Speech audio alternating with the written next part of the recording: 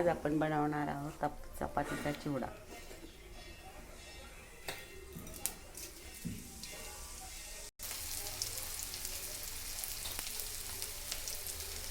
कांदा, टॅमॅटो, हिरवी मिरची छानपैकी परतून झालेली आहे.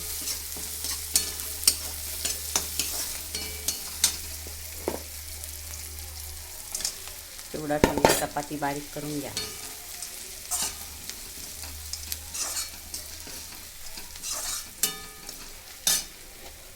थोडेसे मीठ टाकून थोडी चवीपुरती साखर.